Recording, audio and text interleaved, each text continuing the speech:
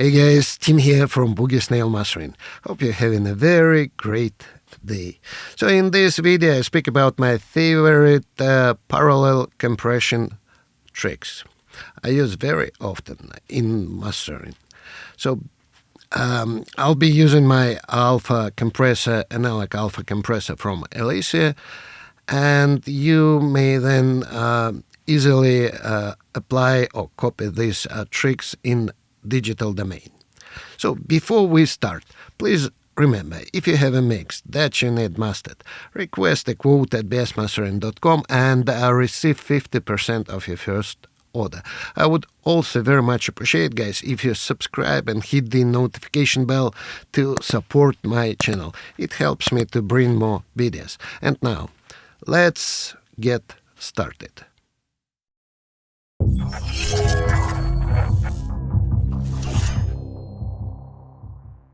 Parallel compression is a powerful weapon used by many mastering engineers. It is a great way of enhancing a mix while maintaining punch and thicken up the sound or bring up details without sacrificing transient information.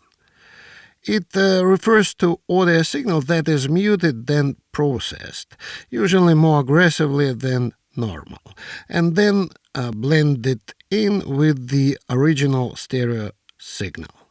For parallel compression, I prefer the sound of my analog alpha compressor and use its mix knob to add in detail from alpha, set for 4 dB of gain reduction, which would be considered crazy in a standard mastering context.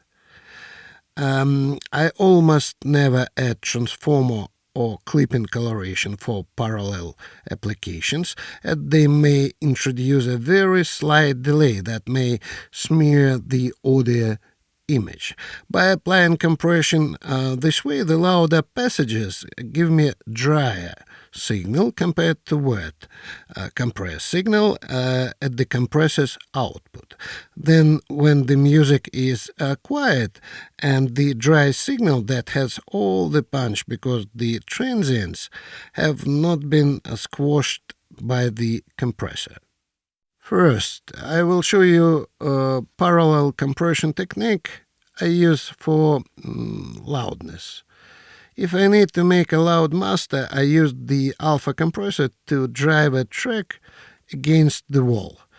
But without the negative effects this usually entails. For this procedure, I choose to work in the classic linked stereo mode, and the time parameters are set very fast, especially the attack time at only 10 microseconds. The release parameter is set at 150 milliseconds, while the corresponding auto fast function is also activated, and the ratio is at maximum. With these settings, everything will be compressed very intensely, even fast transients and impulses, resulting in an intense limitation of the output peak levels.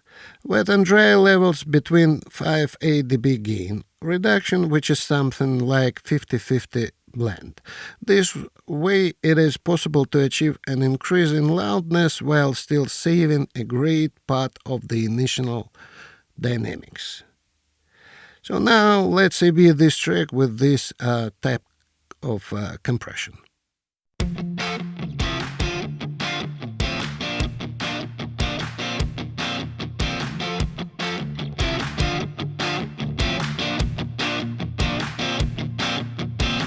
Wasting time and changing our faces to impress the ones who erase them all.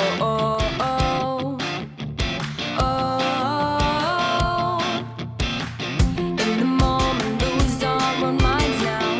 Don't hold back, we'll make it out somehow.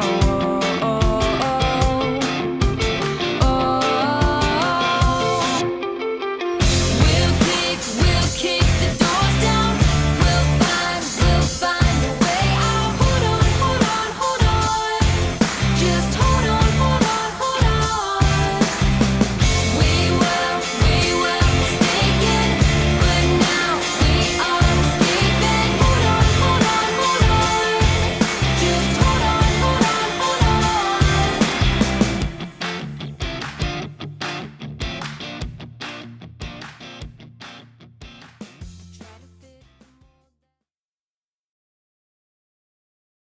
Next, I will show you my good settings to dial in when I require transparency, meaning compression that sounds uncompressed.